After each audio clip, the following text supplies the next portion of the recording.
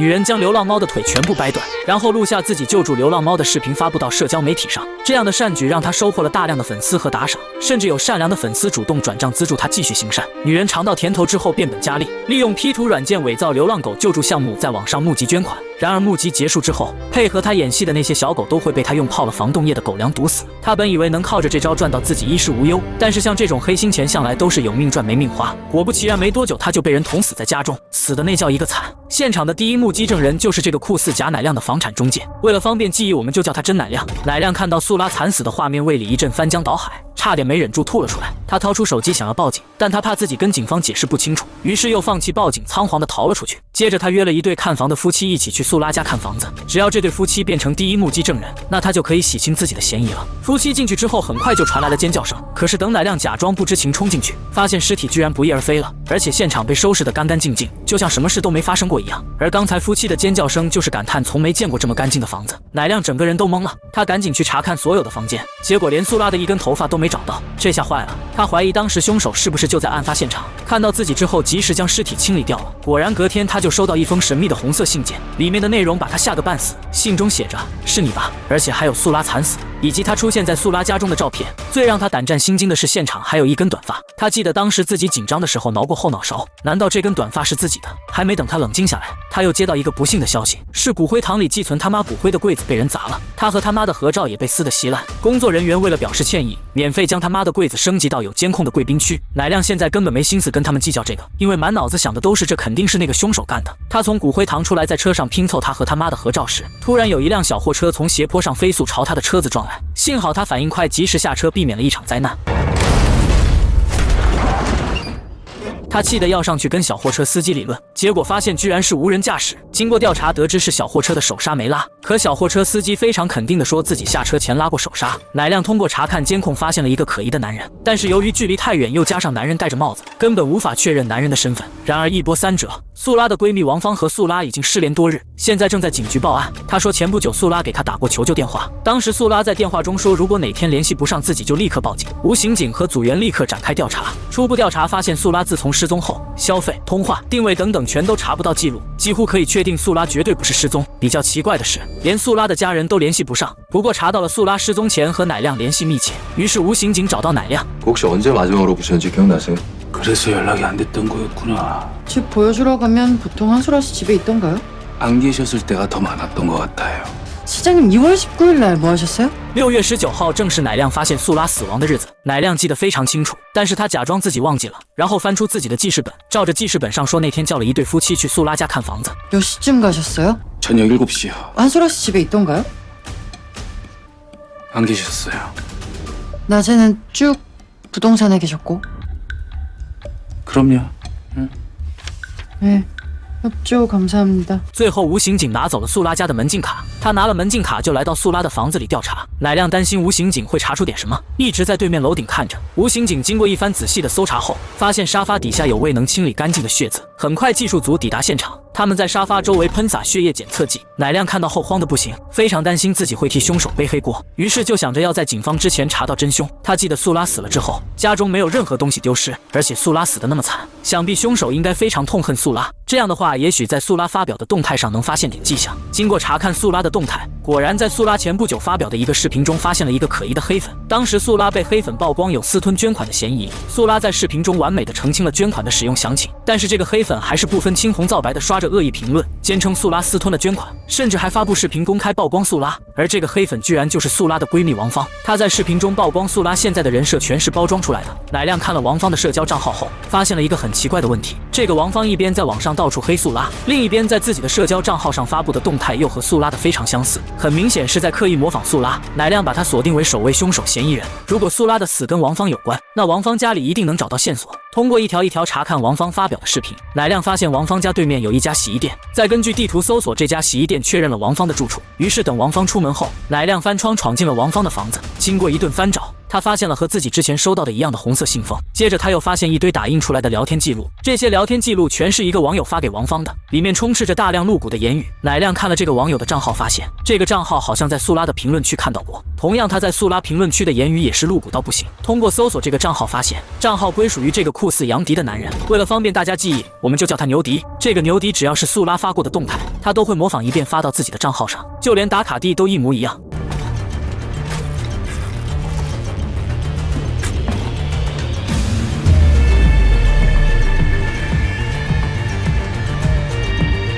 一看这牛迪的德性就知道是个变态。果不其然，乃亮在素拉动态的评论区发现，2周前牛迪说要去素拉家里杀了素拉，和素拉做一对鬼魂夫妻。看到这里，乃亮断定这个牛迪就是凶手。可是红色信封为什么会在王芳家里？难道他们2个是共犯？他带着疑惑回了家，刚进家门他就发现不对劲，似乎有人来过家里。他赶紧从鞋柜里拿出一根棒球棍防身。就在他去开灯的时候，发现家里不知为何停电了。突然他听见门口有人在按他家的密码锁，他问对方是谁，对方也不回应。于是他凑到猫眼上面去看，但是猫眼被对方堵死，啥也看不见。他赶紧给门上保险，紧接着对方竟然打开了门锁。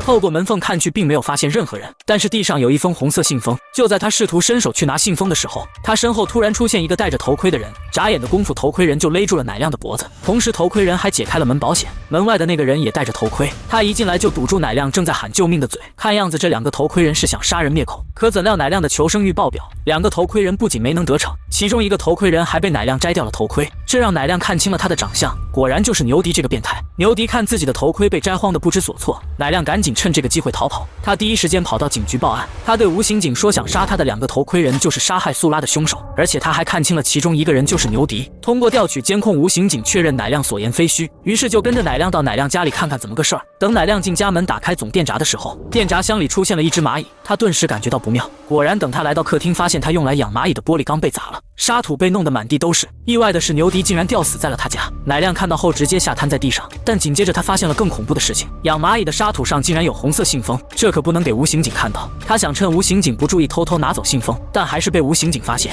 吴刑警感到乃亮有点不对劲，于是就顺手拿起了红色信封，并打开了信封。此时乃亮只能赌一把信封里面东西跟自己无关。 구정태 씨 한소라 없을 때 한소라 집에 몰래 들어간 적 있습니까? 구정태 씨 이종학이랑 아는 사이입니까? 아니요, 저 몰라. 저 사람 몰라요. 저 한솔아 씨 SNS에서 처음 봤어요. 아예 照片中明显能看出乃亮和牛迪的关系很好。乃亮极力解释这是伪造的照片，但口说无凭，是不是伪造的只有经过技术分析才能确认。 한소라랑 이종학 구정태 씨가 죽였습니까? 제가 왜 죽여요? 저 사람을 제가 죽였으면 제 형사님을 저희 집에 왜 데리고 와요? 저 그거야 너무 쉽죠. 의심 안 받으려고, 수사에 혼선 주려고, 내가 당신 목격자인 것처럼 하려고. 이성적으로 논리적으로 생각해보세요. 아까 전에 CCTV 봤죠? 아까 공범 2명이서 저 걸어간 거 봤잖아요. 그 둘 중에 1명이 죽이고 저한테 뉘명 씌우려고 이러고 간 거라고. 저는 안 한소라 집에 몰래 문 따고 들어간 거 이것도 누명이야? 乃亮这下百口难辩，吴刑警要将乃亮抓到警局进行详细调查。可如果现在被抓进去，搞不好就真的成了替罪羊。乃亮根本就不敢乖乖就范，满脑子都是逃跑2字。就在2人纠缠过程中，吴刑警被乃亮撞晕倒地，乃亮就这样成功逃走。吴刑警这边醒来之后喊来了大部队，并对乃亮下达了通缉令。通过对乃亮家详细的搜查，技术组在乃亮的鞋底发现了血渍，经过检测确认血渍是属于素拉的。同时，他们还对牛迪进行了详细的调查。调查发现，牛迪是个跟踪偷窥的惯犯，经常有人报警举报他跟踪偷窥，但是举报的人一直都是同一个人，而这个人就是王芳。与此同时，王芳正在网上直播曝光素拉失踪的真相。他说是房产中介乃亮利用职务之便谋杀了素拉。直播一播出，网上立马出现了大量喷子无脑跟风抹黑乃亮。乃亮逃走之后，他拿着牛迪的身份证火速赶到身份证上的地址附近，然后花了点小费从一个大娘这里问出了牛迪的具体住址。大娘还说牛迪经常会带一个女人回家。乃亮赶紧闯进了牛迪家，经过一通胡蒙乱找，他发现了一张纸条，纸条上写着寄存他妈骨灰的具体位置。他想起上次他妈骨灰的柜子被砸时，他妈骨灰坛的盖子似乎是刻意盖歪的，说明应该是在暗示他骨灰坛里被动了手脚。于是他迅速赶到骨灰堂，找到他妈的骨灰。这个大孝子把工作人员支走后，亲手砸了他妈的柜子，然后用衣服包着他妈的骨灰坛抱着就跑。工作人员听到动静拦住他，问他什么情况。 아 이건 또 뭐야? 어? 야! 잠깐만! 죄송합니다! 工作人员气得直骂娘，因为这下他肯定要被辞退了。大孝子把车子开到偏僻的地方，他在车里打开了他妈的骨灰坛，含泪从他妈的骨灰里找出了一把带血的小刀，而且还有一封红色信封，里面的信中写着：“你的仓库警察知道就完蛋了吧。”然而令大孝子最崩溃的还不是这些，他妈的骨灰里面有好几块沾着骨灰的血块，他一把鼻涕一把泪的一块一块挑出来，他妈怎么也想不到自己完整的躺进罐子里，还能落个死无全尸。大孝子安顿好他妈之后，就近把刀扔进了河里，然后火速去找王芳。此时王芳还在借着曝光乃亮谋杀素拉的热度直播，直播中他听到有人在敲门，还以为是刚点的撑死你外卖到了，于是想都没想就直接去开门，结果冲进来的就是乃亮。乃亮完全不知道王芳在直播，他发了疯的质问王芳到底想干什么。 너 저로 다치고 있어. 알아 이거 생방이야. 여러분 지금은 좀 빨리. 몇 가루 것이 건데 네가 사람이냐? 야 만지지 마 만지지 마. 야 이거 진짜라고. 말라고. 야너 진짜 나까지 죽이면 바로 감옥이 알아? 너가 이종학 집에 갔었지. 네가 소라 씨 죽였지. 왜 죽였어? 왜 죽였어? 아, 잠깐만 죽이니 누가 누굴 죽여 미친새끼야. 이종학한테 그냥 한서라 소개시켜줘밖에 없어. 原来牛迪最开始跟踪的是王芳，当时牛迪为了得到王芳，同样对王芳说要和王芳做一对鬼魂夫妻。王芳吓得夜不能寐，为了摆脱牛迪这个变态，他把素拉介绍给了牛迪，并谎称素拉喜欢牛迪。后来他发现素拉失踪后，就认为是牛迪干的，于是就报了警。关于他在网上和素拉互撕，也都是素拉设计好的剧本，因为网友们都喜欢看他们俩互撕，所以素拉就想着一边用天使人设涨粉，一边让王芳当黑粉，天天骂他来维持热度。在这过程中，素拉赚的钱都会分王芳2成。乃亮又问王芳红色信封是怎么回事，王芳说素拉给他钱的时候都是用红色信封装的。乃亮回想起他在素拉家中闻到的护手霜香味，好像在头盔人的身上也闻到过，没错，那就是素拉身上的味道。乃亮猛然恍然大悟，难道素拉根本就没死？这所有的一切都是素拉设的一个局，而素拉之所以设这个局，全是因为乃亮也是个偷窥跟踪的变态。他利用植物之便趁房主不在家，偷偷潜入房主家里，然后在房主家翻箱倒柜来满足自己的偷窥欲。如果发现有坏掉的家具，还会帮忙修理，这样他就可以心安理得的拿走房主家最不起眼的物品当做谢礼，然后把谢礼做成纪念品挂在他仓库的墙上。长年累月过后，他的仓库墙上已经被挂得满满当当，而素拉就是他跟踪偷窥的其中一个。当时他第一次偷窥素拉的时候，发现明明素拉嘴里吃着烤肠，却在社交媒体上发表动态说自己吃的是蔬菜沙拉，配文中还表示要吃素食来保护动物。像这样能偷窥到他人不为人知的一面，极大的增强了乃亮的偷窥欲望。于是在接下来的日子，他就专门跟踪素拉，这一跟踪就是好几个月。跟踪之后，他才知道素拉是个小有名气的女网红，喜欢在社交媒体上分享自己的生活。可以看出素拉生活非常精致而奢侈，但不知为何从某一天开始，她的风格突然大变，开始分享为孤儿院和流浪宠物捐赠物资等有关公益方面的内容。乃亮想起上次素拉吃烤肠，却在社交媒体上发表吃蔬菜沙拉，就严重怀疑这绝对不是素拉真实的样子。可是在接下来的跟踪中并没有发现什么异常，素拉只要看到流浪宠物都会耐心的投喂，而且每天还会带着收养的流浪狗散步。但乃亮还是相信自己的判断，为了揭穿素拉的真面目，他本打算用薄膜来破解素拉家门的密码锁，到素拉家里一探究竟。如果薄膜上有4个指纹，那应该是4位数的密码，最多需要按24次就能破解。如果是5位数，那最多需要120次。可是等他确认薄膜上的指纹时，才发现所有号码上面都有指纹。其实这时候已经很能说明素拉发现自己被跟踪了。那次素拉掰断流浪猫的腿，录完救助流浪猫视频检查的时候，他发现乃亮跟在自己后面。等他回头确认的时候，乃亮又往相反的方向走。当时他觉得可能是巧合，就没太在意。可是没2天，他在咖啡店趁隔壁桌的人不在，偷偷拿着别人的名包拍了张自拍。等他把这张自拍发到社交媒体上之后，他又发现了乃亮，而且乃亮正好抬头和他对视了几秒，他顿时就慌了。 모든 순간에 그 새끼가 있었어. 그것도 봤으면 어떡하지? 他怀疑乃亮一直在跟踪自己，一想到自己的真实人设可能会被揭穿，他就急到发疯。为了保证自己打造的人设屹立不倒，他决定杀人灭口。于是他开始反跟踪乃亮。经过长期的跟踪，他掌握了乃亮的所有信息，包括生活作息习惯、房门密码以及生活路线。在制定好了谋杀计划后，他主动找到乃亮，让乃亮帮自己把现在的房子租出去。乃亮拿到门禁卡就迫不及待潜入素拉的家中，跟以往一样。 进来后就翻箱倒柜偷走了一个用完的护手霜当做谢礼，然后帮素拉疏通管道。管道中的堵塞物除了大量的头发，还有不少隐形眼镜。走之前他发现素拉家里的稳压器坏了，需要换一个新的，于是准备买个新的，下次再来帮素拉换掉。素拉看时机成熟，就开始了第一步计划。他先在自己的睡衣上捅了3个刀口，然后抽取少量自己的血液，将血液倒在沙发下面。另外门口也需要滴一滴，但是要死得更逼真更惨烈，就还得需要制作大量的假血。一切准备就绪之后，就等着乃亮第2次潜入他家。乃亮一进门就踩到了门口的那滴血，接着他就看到了素拉惨死在沙发上。凭素拉对乃亮的跟踪调查，他笃定乃亮不敢报警，更不敢乱碰任何东西，怕留下任何痕迹。等乃亮吓跑之后，后，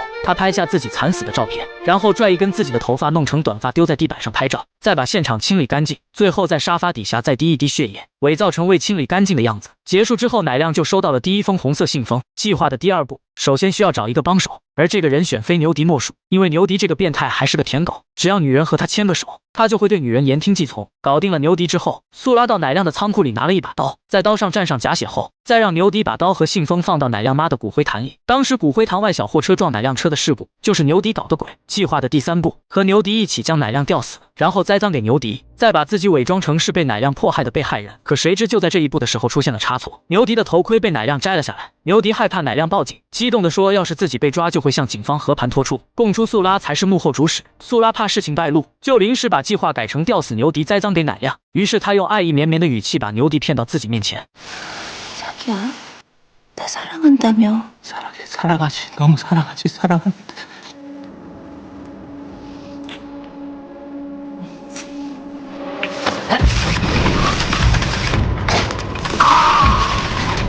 一个香吻直接让牛迪爽到升天，没一会儿牛迪就爽到全身僵硬。牛迪死后，素拉就砸碎了乃亮养蚂蚁的玻璃缸，然后在土堆里插上红色信封。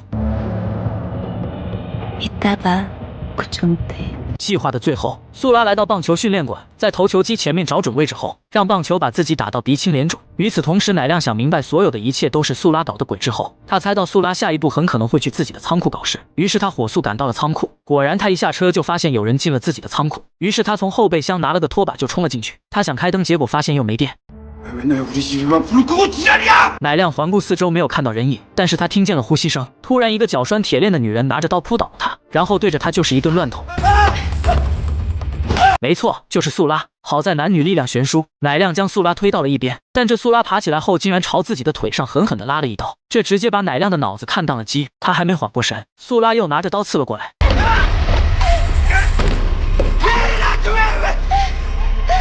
네가 다 봤잖아.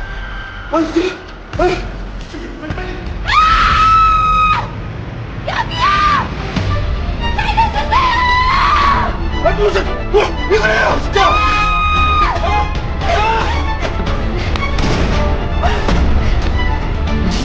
原来素拉在这之前已经报了警，为的就是坐实乃亮是个囚禁女人的变态。这样的话，他就成了整个案件中的受害者。直到素拉朝乃亮抛了个媚眼，乃亮才想明白这是怎么一回事。他赶紧趁着刑警还没给他上手铐，挣脱了控制，然后迅速跑出仓库，把仓库门反锁。就这样，乃亮再一次从刑警面前逃走。第二天，素拉就迫不及待开启直播，向粉丝倾诉自己是如何被乃亮囚禁凌辱的，以此来赚取粉丝们的同情和打赏。与之相反，乃亮成了人人喊打的过街老鼠，网上铺天盖地的评论全都在骂乃亮是个变态。 虽然零星的有几个理智的网友没有跟风，但大多数人只相信自己眼前看到，并不关心真相到底是怎样的。事已至此，乃亮知道不能坐以待毙，于是他趁着素拉回家前，在素拉家里放了一封红色信封。素拉打开信封，发现里面是一张自己假死的抽象画，背面写着来牛迪家里拿照片。素拉有些不淡定了，因为只要这张照片还在乃亮手上，乃亮交给警方的话，那素拉设计陷害乃亮的阴谋将不攻自破。其实他并不相信乃亮这种胆小鬼敢留着照片，但是为了万无一失，他还是得去一趟。于是他做了充足的准备，迅速赶到了牛迪家。两人见面后，乃亮开门见山问素拉收养的那些狗都去哪里了，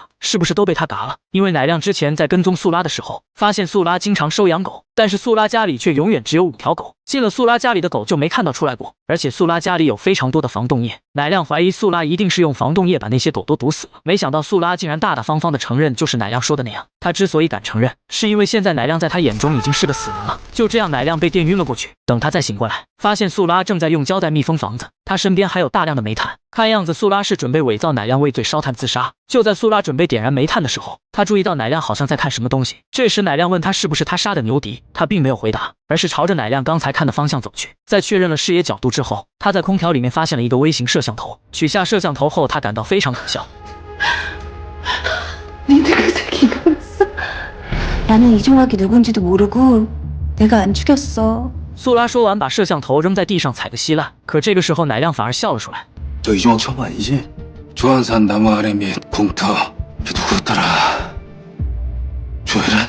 这个慧兰也是素拉的闺蜜。1年前，慧兰得知素拉发财后，就想拿着素拉当过小姐的秘密敲诈素拉2000万。素拉一想到自己把慧兰当做最要好的闺蜜，慧兰却这样背刺她，她的怒火就直冲天灵盖，于是就地取材，把慧兰的头做成了豆腐花。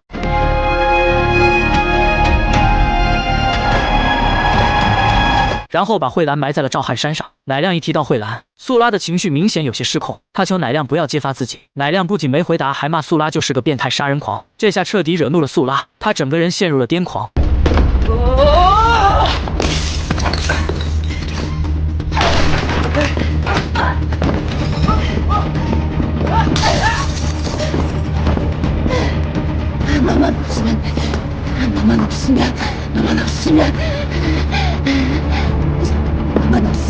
너만 없으면 죽어.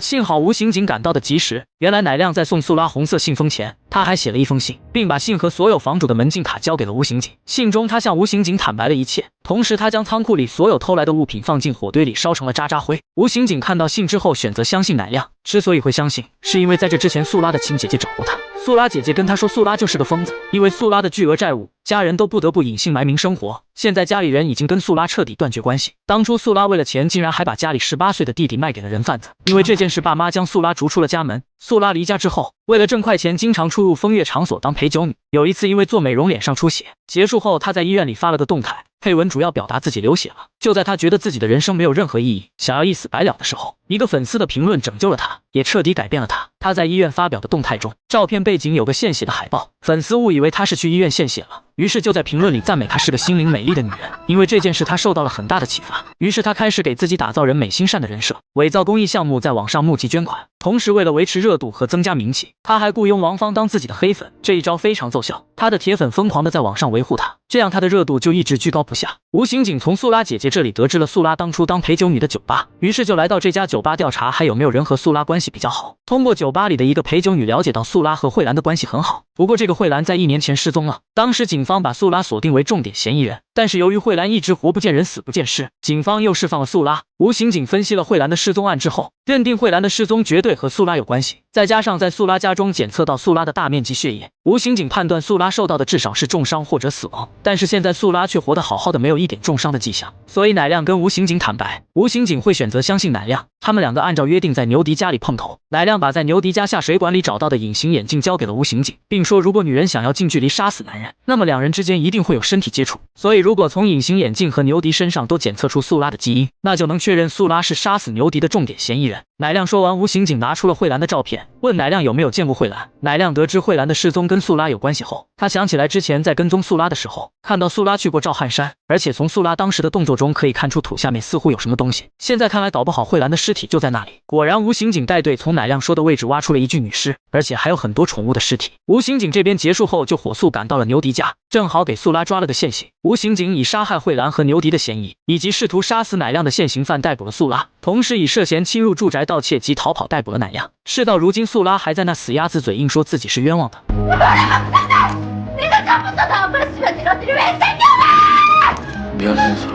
这一句对不起让素拉感到自己简直就是个笑话。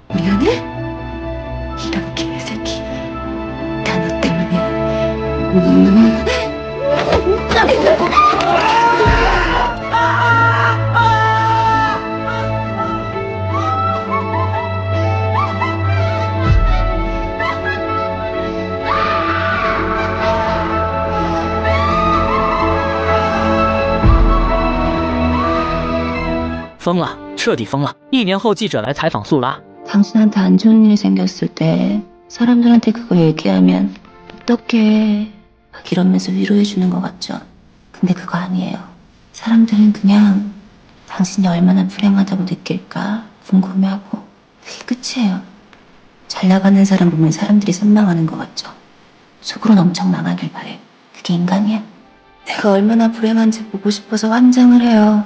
남의 불행 보면서 상대적으로 우월감 채워보려는 한심한 것들이 바로 인간이라니까요. 面对素拉滔滔不绝的诉说，记者表现得漠不关心，只是问了一句素拉在监狱里是怎么保持身材的。素拉听后意味深长地笑了出来，这真的是太讽刺了。与此同时，乃亮刑满释放，虽然他彻彻底底地认识到了自己的错误，但是他那偷窥的习惯还是很难改得掉。看来日后只能纯靠自觉。他出狱后的第一件事就是来到警局，为之前吴刑警能够相信自己而道谢。 감사하다고요. 전 제 할 일 한 거라고요. 한테 뭐 잘못한 거 있나요? 부정태 씨, 당신 피해자 아니에요. 범죄자예요, 스토커. 부정태 씨 지금 벌 받을 거 다 받은 거 같죠? 이제 앞으로 한번 봐봐요. 당신이 당신 인생에 무슨 짓을 해놨는지. 至此，他死了，全片结束。素拉在狱中接受采访的那段话，将人性的弱点暴露无遗。人们往往以他人的不幸为阶梯，来垫高自己的优越感。同时，整部电影告诉我们，虽然社交媒体的普及为人们带来了诸多便利，也为部分人提供了展示自我、追求关注的舞台，但随之而来的是一些为博取流量而不择手段的网红，部分盲目跟风拉踩的网民，以及以窥探他人为乐趣的变态。这是社交媒体必然会带来的弊端，它不仅会损害个人的声誉和形象，还会破坏社会的和谐与稳定。所以，在这个信息爆炸的时代，我们更应保持独立思考的能力，不被虚荣所迷惑，不被偏见所束缚。我是搞怪猪，为你解说精彩剧情，下一次我们再会。